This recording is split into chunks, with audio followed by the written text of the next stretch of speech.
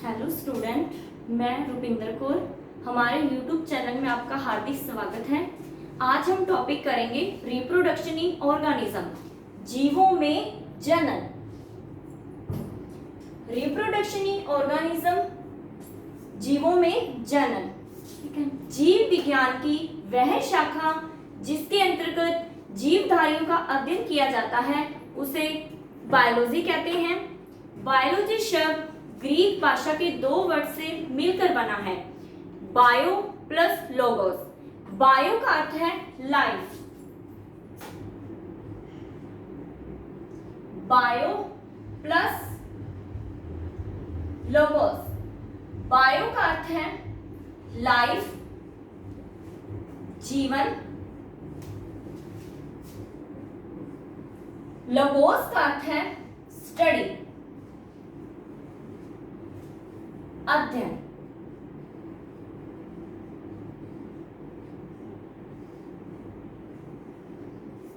जीवन का अध्ययन करना ही बायोलॉजी के अंतर्गत आता है। Bio plus logos life, logos study, जीवों का अध्ययन। यह शब्द ग्रीक भाषा से लिया गया है। यह दो वैज्ञानिक, लेमार्क जो कि फ्रांस के थे, ट्रेविनेरस जो जर्मनी के थे, उन्होंने दिया। आगे इसमें आता है जीवन अवधि, लाइफ स्पैन।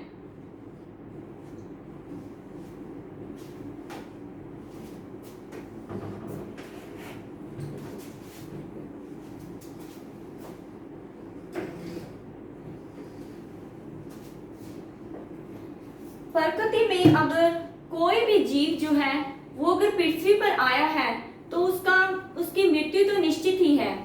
ठीक है, किसी भी जीव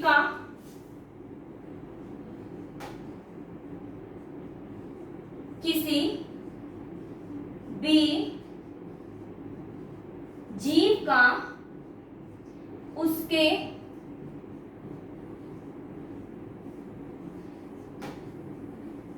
जन्म से लेकर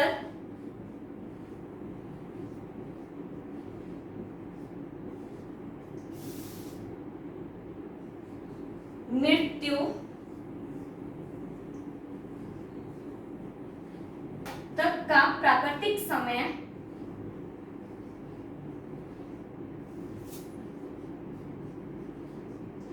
जीवन अवधि कहलाता है।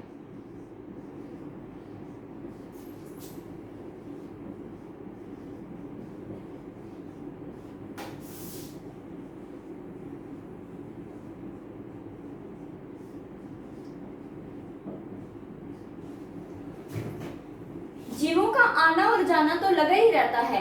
अगर किसी भी जीव की मृत्यु हो जाती है तो वह जीवन अवधि कहलाता है।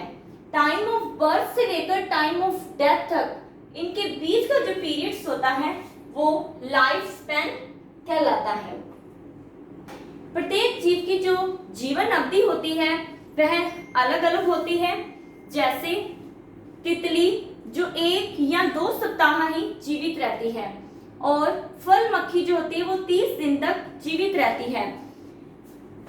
ऐसे ही फसली पौधे जो होते हैं, पौधों का भी जो जीवन अवधि होती है वो अलग अलग होती है। आगे है रिप्रोडक्शन।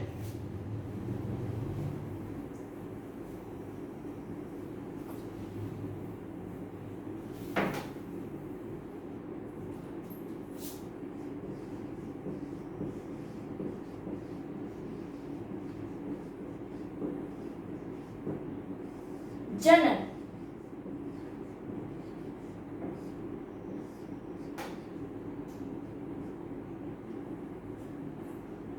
नई संतान उत्पन्न करना जनन कहलाता है। फॉर एग्जाम्पल, जैसा कि जो आम का पेड़ है वो जीवित रहा 25 तक 50 तक, ठीक है, उसके बाद उसकी डेथ हो जाती है, लेकिन मरने के बाद भी पौधा है वो रहता है। ऐसा क्यों? ऐसा किसके कारण होता है? ऐसा होता है जनन के कारण। जनन के कारण जो वंश होता है वो एक पीढ़ी से दूसरी पीढ़ी में, दूसरी से तीसरी पीढ़ी में वंशागत होते हैं, जिसे जनन कहलाता है। नई संतति उत्पन्न करना जनन कहलाता है। नई संतति उत्पन्न करना जनन कहलाता है।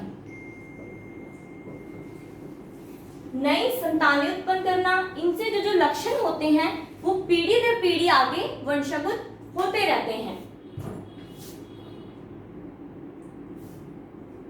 जनन 2 टाइप्स का होता है। नंबर 1 अलैंगिक जनन,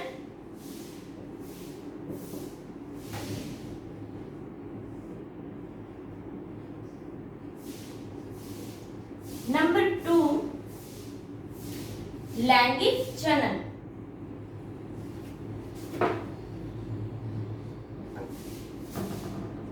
अलैंगिक जनन एसेक्सुअल रिप्रोडक्शन, लैंगिक जनन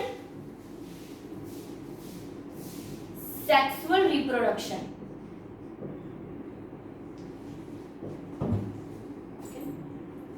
हम पढ़ेंगे अलैंगिक जनन के बारे में।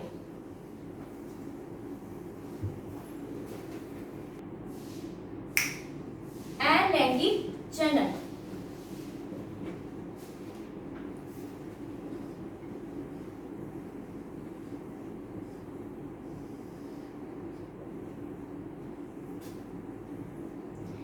अलैंगिक जनन में सिर्फ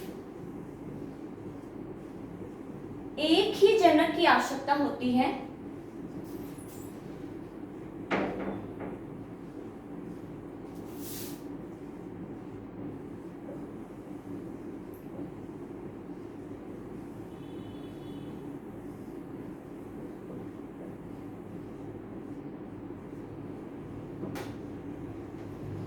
जो अलैंगिक जनन है इसमें सिर्फ एक ही जनक की आवश्यकता होती है। सिंगल इंडिविजुअल से ही नई संतान उत्पन्न होती है। इनमें लिंगों का भेद नहीं होता।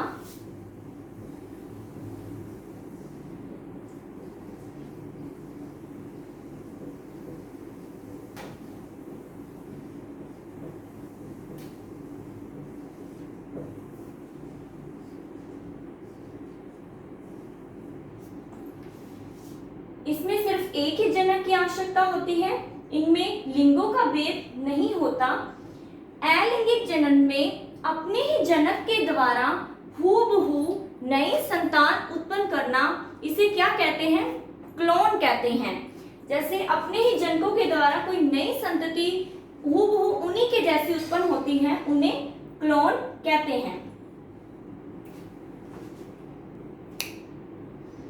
अलैंगिक जनन में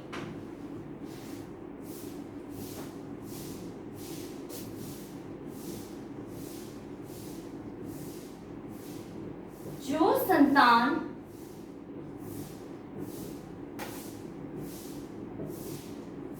उत्पन्न हुई है वह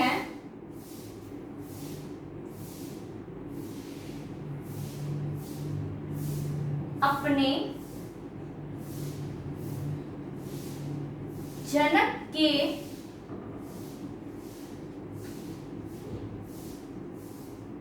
बिल्कुल समान है।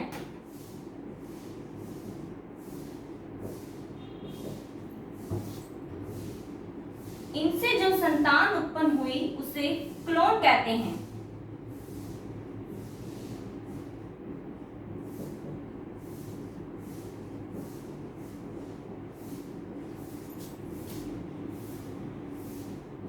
उसे क्लोन कहते हैं।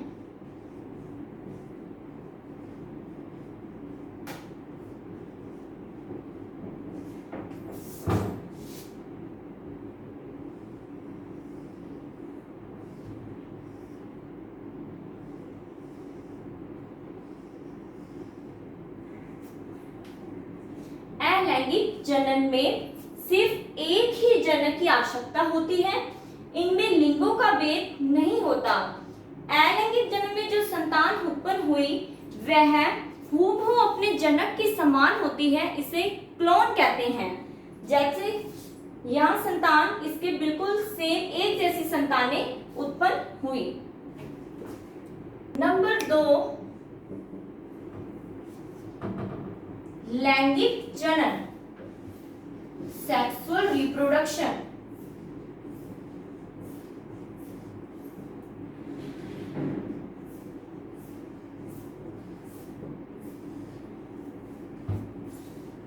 अलैंगिक जनन में अपने पढ़ा, उसमें तो एक ही जनक की आवश्यकता होती है और लैंगिक जनन में दो विपरीत जनकों की आवश्यकता होती है।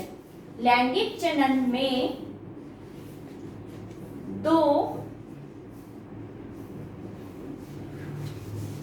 विपरीत प्रकार के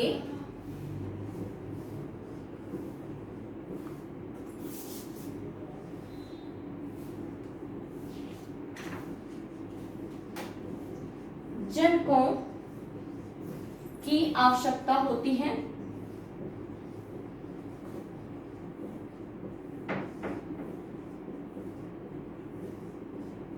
जैसे नर व मादा, मेल व फीमेल। इसमें दो विपरीत प्रकार के जनकों की आवश्यकता होती है।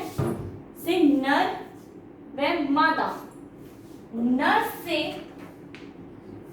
नर युग्मक,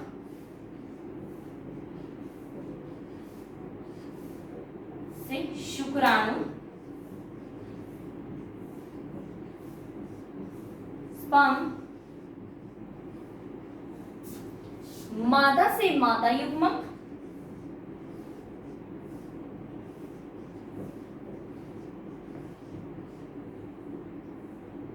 अंडाणु, अमम। इसमें तो विपरीत प्रकार के जनकों की आवश्यकता होती है। से नर और मादा, नर युग्मक से शुक्राणु, मादा युग्मक से अंडाणु।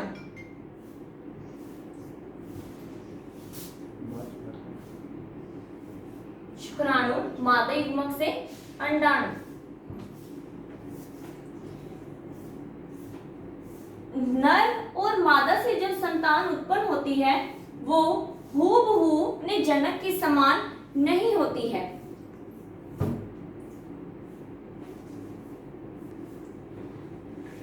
जो लक्षण उत्पन्न करता है उन्हें कंट्रोल कौन करता है? उन्हें कंट्रोल जीन करता है। और जीन कहां पर होते हैं? जीन डीएनए पर होते हैं। हमारी जो भी स्ट्रक्चर है वो डीएनए पर ही टिकी होती है। जैसे अलैंगिक जनन में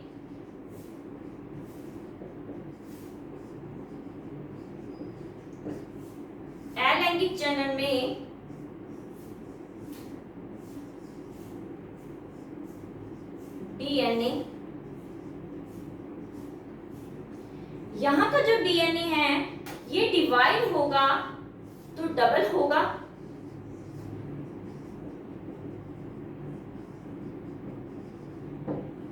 एक जैसी संतान उत्पन्न हुई और नर और मादा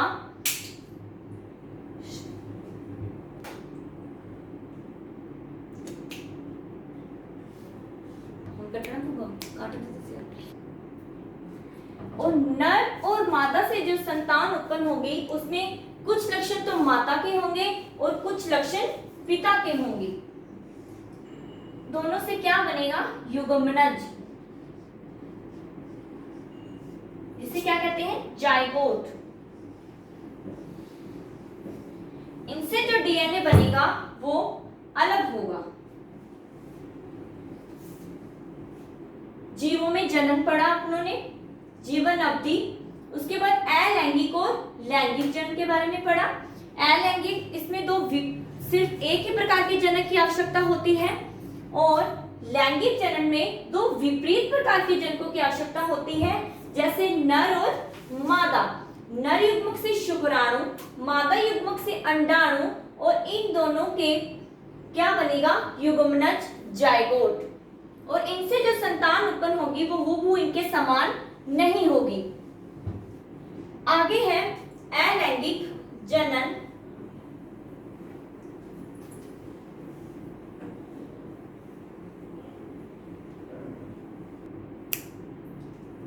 एसेक्सुअल और सेक्सुअल रिप्रोडक्शन पढ़ा, आगे इसके टाइप्स हैं। आज हमने एसेक्सुअल और सेक्सुअल रिप्रोडक्शन के डिफरेंस को समझा, कल हम इसके टाइप्स करेंगे। एसेक्सुअल रिप्रोडक्शन के आगे जितने भी टाइप हैं वो कल अपने यहाँ पर करेंगे।